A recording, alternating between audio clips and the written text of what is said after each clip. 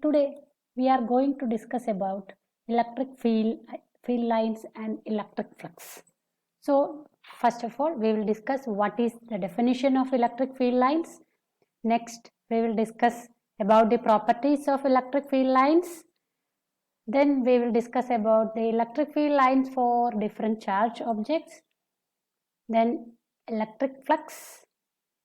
So we will see what is meant by electric field lines. The concept of electric field lines was introduced by Michael Faraday to visualize or to analyze the nature of the electric field or magnetic field. Okay, so the concept of field lines was first introduced by Michael Faraday to analyze the nature of the electric field or magnetic field, and here we are going to discuss about electric field lines.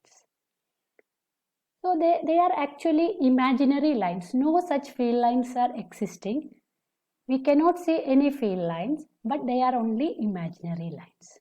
So first of all, we will define what is meant by electric field lines. So they are defined as the curve along which a small positive charge would tend to move when free to do so in an electric field, and the tangent to which at any point gives the direction of the electric field at that point.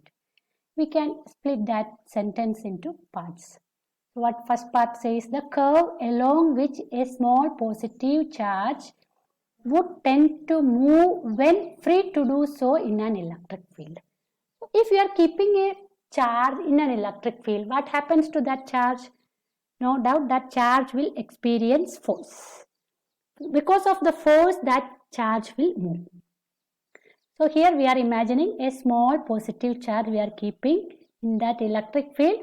So because of the electric field, a force is experienced on the charge and that charge will move. So along which curve or along which direction or through which path that positive charge is moving, that is given by electric field lines. Okay, through which curve that small positive charge is moving when it is placed in that electric field. That is what is meant by electric field lines. Now what's a specialty? Next part, what it says, the tangent to which at any point gives the direction of the electric field at that point. So if we are getting a curve and we can draw tangent at each and every point to the curve. So what is meant by tangent? Tangent is nothing but a line which touches the curve only at one point. Okay. So if you are drawing tangent, that gives the direction of the electric field. So now that definition is clear. No, it is a curve along which a small positive charge will move when it is free to do so in an external electric field, and the tangent gives the direction of the electric field. Okay, is it clear? Okay, now we will discuss about the properties of electric field lines. Before last year in 10th already you have studied about properties of magnetic field lines. Same properties, only slight variation, some properties only are different. So we will see which are those properties. The first one is the lines of force are continuous curves without any breaks. So another name of electric field lines are lines of force. We can say electric field lines or lines of force. So we can say these field lines are continuous curves without any breaks. So there will not be any break if it is from whichever it is starting and from whichever charge it is ending, not a matter. It will be a smooth curve. It will be a curve without any break. It will be continuous. Okay. Next one. The field lines start at positive charge and end at negative charges. So it will be starting from a positive charge and it will be ending at negative charge, and they cannot form closed loops. This is the major difference between electric field lines and magnetic field lines. In the case of magnetic field lines, they are forming closed loops, but here they are not forming closed loops. They will be starting from positive charge and end at negative charge. Okay. And next one, the tangent to the field lines at any point gives the direction of the electric field at that point. That is, from the definition of electric field lines itself, we told you, we have discussed that tangent gives the direction of the electric field. So to get the direction of the electric field at any point, what we have to do? We have to draw the tangent at that point, and the direction of the tangent shows the direction of the electric field. And next property, no two field lines can cross each other.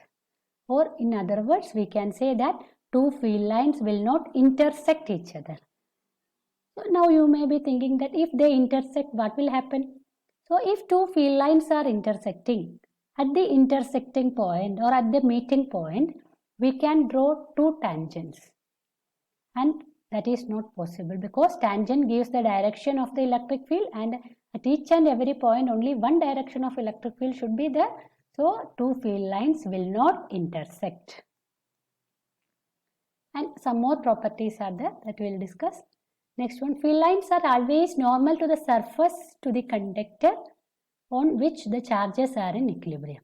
In the case of a conductor, if the charges inside the conductor are in equilibrium, in that situation the field lines will be normal. So if it is not normal, what happens? There will be force acting on the charge. Because of that force, the charges will be moving, which will be resulting in current, and here already it is mentioned that it is in equilibrium, so no motion of the charges are possible. So field lines will be always normal to the surface of the conductor. Next one, the field lines have a tendency to contract lengthwise. Field lines, they are having a property or tendency to contract lengthwise, which explains the attraction of charges. And field lines have a tendency to expand laterally. This property explains the repulsion of charges. Next one, the relative closeness of the field lines gives a measure of the strength of the electric field in any region. So relative closeness means if the field lines are closer, the separation between the field lines indicate the strength of the electric field. So if the separation is very small, electric field strength will be more, and if the separation is larger, electric field strength is less. And if the electric field lines are parallel and equidistant, that shows the uniform electric field. So in uniform electric field lines will be parallel and equidistant. Or in other words, we can say that electric field can be measured as the number of electric field lines passing normally through an area in unit area. Okay. So these are the properties. Now we will see different field lines, different pattern of field lines. So first of all, we will see field lines of a positive point charge. So in the case of a positive point charge, the field lines will be outward direction. The field lines will be outward direction, and negative charge, already we discussed in the second property that field lines start from positive charge and ends at negative charge. So here it is assumed that negative charge is situated at infinity, and the field lines will be spherically symmetric. Is it clear? So arrows you have to show outward direction, and the other negative charge we are assuming that it is situated at infinity. Now can you tell me, or can you draw the field lines of a negative point charge? Yes, only one difference is that, what's the difference? Here field lines direction will be inward direction towards that negative charge. Okay, so here also we are assuming that other positive charge, field lines are starting from positive charge and ends at negative charge. So here the field lines which are starting from positive charge, we are assuming it is situated at infinity. Here also we can say that it is spherically symmetric. Next one, field lines of an electric dipole. Already we discussed what is meant by electric dipole. Two equal and opposite charges separated by a small distance constitute an electric dipole. Sometimes they will say that field lines of two equal and opposite charges. Okay, so what's the electric field lines? So plus Q charge is there, minus Q charge is there. Here you can see that field line starting from positive charge and ends at negative charge. Okay, is it clear? So you can see that these field lines resembles that of a bar magnet. That already you may be remembering what you have studied in 10th. So here you can see that this electric dipole resembles that of a bar magnet because positive field line starting from positive charge and ends at negative charge. Only one difference is that here the field lines are not forming closed path. They are starting from positive and ends at negative. But in the case of magnetic field lines, it forms closed loops. No? Okay. Now, we'll see field lines of two equal and negative point charges. So both are minus charges. So what happens? There will be repulsion. So you can see in the middle of the separation of the charges, you can see there is no field lines because of the repulsion. So here also you can see that field lines are coming towards the charge. Okay. Field lines are coming towards the charge, and from that diagram itself clear that there is a repulsion. Now we'll see field lines of two equal and positive point charges. So what will be the difference? Here only one difference is that, what's the difference? Yes, what's the difference? Positive. In the case of positive charge, field lines are outward direction. In both cases you can see field lines are outward direction, and again here you can see in the space between the charges the separation or the field lines will be less to show that there will be a repulsion. Okay. Now we'll discuss one more example. What is that example? We'll see. A positive point charge is kept in the vicinity of an uncharged conducting plate. A positive point charge is there and it is kept in the vicinity of an uncharged conducting plate.